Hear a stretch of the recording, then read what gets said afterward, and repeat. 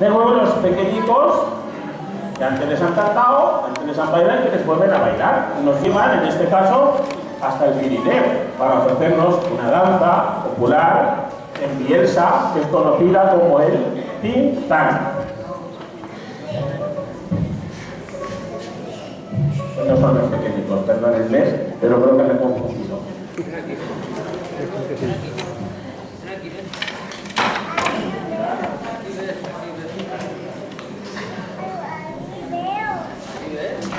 Perdonad mi caso, pero no son estas.